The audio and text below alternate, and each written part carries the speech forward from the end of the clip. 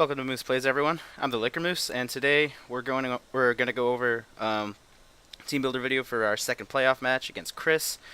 This is my third matchup against him this season. We're both in the winners bracket, so if we lose, we're not going to be eliminated. That being said, I still really want to win. I'm kind of on a 10-game win streak. I would like to make it 11. But yeah, so. If you've seen my last matches against Chris, he's pretty hard to prepare for because he's got a rain core on his team, and I need to be prepared for both rain and not rain. So I just try my best to do that. I've brought a lot of familiar Pokemon from my previous matches against him.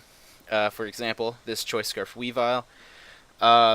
Scarf Chomp can run amok against my team, especially since I have, I think, 4 ground weaknesses on my 12. And I commonly bring 3 against Chris. So we need to offensively check it by bringing in Scarf Weavile. I know it seems redundant that I keep Choice Scarfing Weavile, but it just feels the safest thing for me to do. Icicle Crash deal lots of damage to Garchomp, plus just have a main stab to get off damage. Knock Off because knock off. Pursuit Trapping is really important. I was able to get a few kills with it. Against Chris last time, specifically against Tornadus. And then Low Kick rounds out its coverage because these moves don't exactly hit the hardest against Mega Scizor if he switches that in. Plus, it needs a really good win condition against Umbreon. Low Kick is the best thing I can give it. Now to defensively check Garchomp, that job goes to Fortress and another Pokemon that I'll explain later. So again, just the physically defensive set.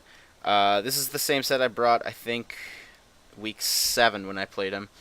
So Volt Switch to keep up the momentum. Spikes for entry hazards. Spinning away his hazards is important. And again, I need a good win condition against Umbreon if he does bring that as his last Pokemon.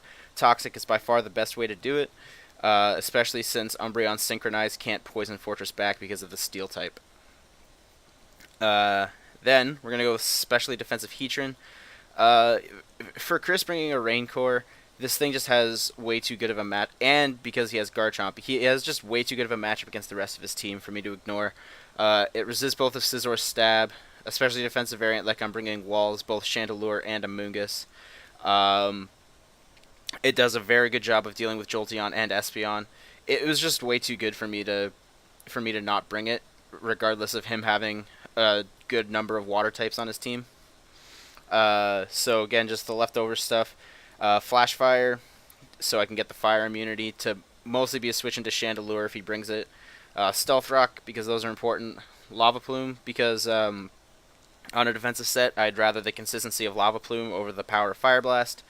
Earth Power as its best coverage move. Definitely hits Jolteon, can hit other Pokemon like Chandelure in case he brings Flash Fire on that.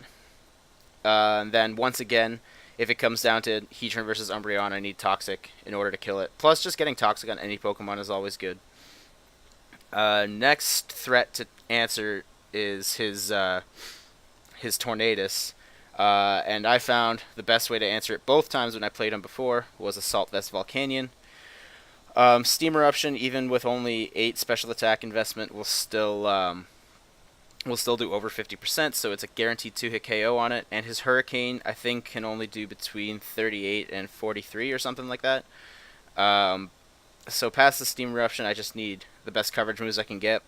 I'm going with Fire Blast here because I'm going with Fire Blast instead of Flamethrower because at max HP and special defense investment Amoonguss, Fire Blast 2-hit KOs while Flamethrower cannot, so I'm just going with Fire Blast. Hidden Power Electric to be able to deal with Pelipper because it's 4 times weak to that. And then Earth Power again, just it's the best coverage in this matchup. Last time it did come down to a match between Volcanion and Lantern, and Earth Power is by far the best way to deal damage to the Lantern. Then we're bringing Tapu Koko. Again, with the Rain Core, it's hard to ignore a fast electric type running amok for my team. Garchomp might be, especially Scarf Chomp, might be a little bit of a problem to deal with this.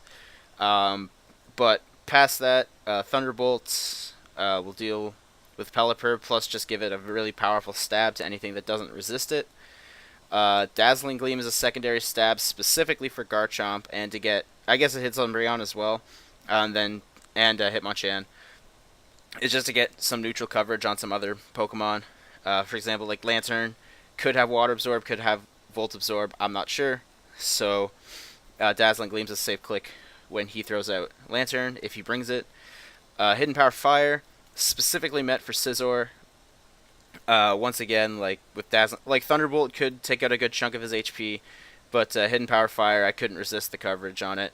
Plus, it gives a super effective way for Tapu Koko to hit Amoonguss, even though it won't hit it that hard because it's now 4 times super effective. Then U-turn, again, just to keep momentum going. Again, he does have Garchomp on his team as a ground type. Plus Jolteon gets Volt Absorb, and Lantern could get Volt Absorb. Doesn't mean he will, though.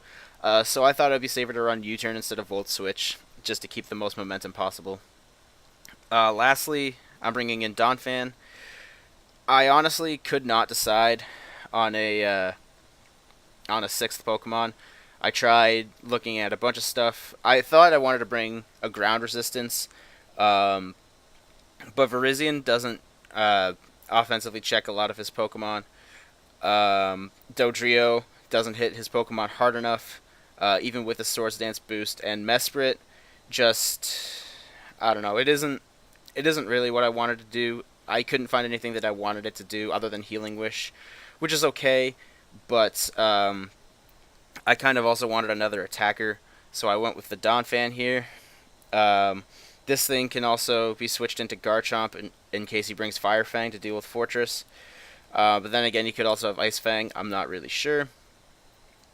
So yeah, past that, just the normal stuff. Well, I say normal stuff, but this is, for a defensively invested Pokemon, this is a lot of attacking. Earthquake, stab damage, deals with his electric type attackers and fire type attackers. Rapid Spin, again, gotta spin the hazards away in case he brings them. He's not normally one to bring hazards, but I just feel like I need to have it just in case. Ice Shard deals 4 times super effective damage to Garchomp, can't deny that. Lastly, Knockoff. Again, it's just Knockoff. It's just a staple move now.